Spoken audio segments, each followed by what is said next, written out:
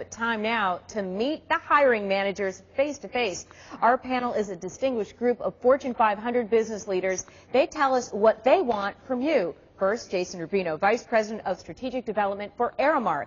Karen Bradbury, Vice President for Professional Development at Lincoln Financial Group, and Shannon Fries-Flory, Manager of Recruitment and Selection at DuPont. And in our audience, someone who makes sure her students are ready when they get their meeting with these folks, it's Professor Donna DeCarolis, Head of the Management Department at the LeBeau College of Business. I welcome you all.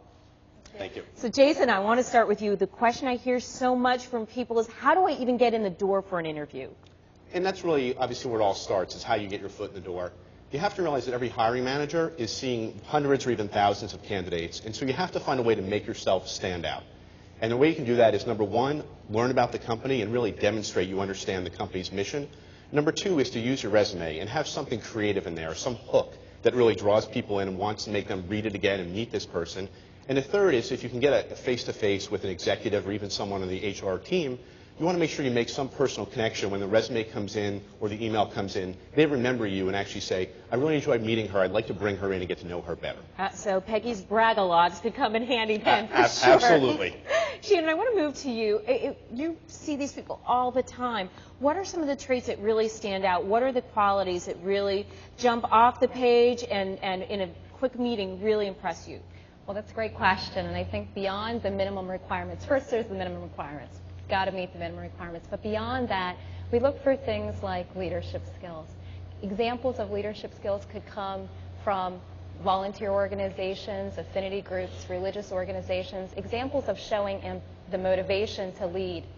That's really critical. Additionally, motivation to do the role. You know, we have various assignments across the United States in our different plants and organizations. So a desire to do the work that's there, to have development or growth opportunities inside of our company is exciting for us. So what Jason said, having done your homework, understanding the work that we do, the company that we are, is really important. Other traits might be adaptability, the ability to do different things or to enjoy different kinds of work and move between assignments is exciting for us as well. Now, Karen, so often we hear that, the students hear, oh, I'm supposed to be professional, and you're looking for somebody who's professional. What does that really mean? Well, it's about paying attention to your parents. I mean, let's face it, first impressions are everything. And like the young man that came in without a tie, that indicates to me that he really wasn't taking it seriously, that he's looking at a lot of different employers, and that he's here for the practice. He really isn't that interested in the job. So just looking the part, if you look the part, you want to move into a leadership role, look the part now, look the part at age 21, 22, then we can imagine it. How quickly do you identify future leaders? I mean, does it matter at 22? I mean, are you looking that young?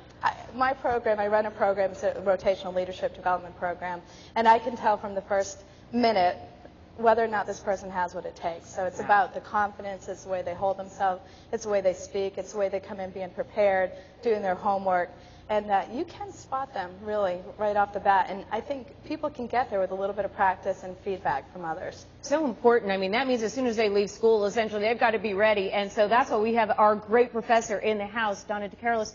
Donna, the social networking, Facebook, Second Life, these are really popular.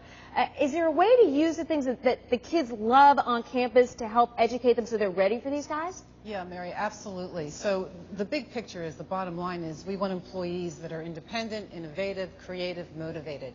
And so we have the unique opportunity using these virtual social networking platforms to engage them. They live and work in these environments, and now we have the opportunity to educate them there, which is a great opportunity. So, for example, Second Life, which is used here at Drexel, and of course in other universities, can teach all kinds of content, from business to engineering to sociology. And we can get in there and teach them creatively and engage them so that they become enthusiastic and independent learners. And so important part, I guess, of the social networking is that working together, right? I mean, you need to work as a team. Right. Absolutely. It's all about teamwork at the end of the day. And it's about having fun as well. I mean, whether it's Second Life or other tools, the interview should be an important part of the process, but if you're not having a good time, we're going to pick up on that. and that's actually going to work against you in getting in the door. Are you guys having a good time here? Absolutely. Okay, see, and Thank some you. people say being on TV is stressful, but really the job interview is probably the most stressful thing There's people more go at through. stake, I think. There is more at stake. Their livelihood's at stake. Right. Absolutely. Well, you guys are so generous coming in and sharing your advice with us, and hopefully we're going to help a few of these folks get a job. Great. Sounds great. Thank you. Mayor.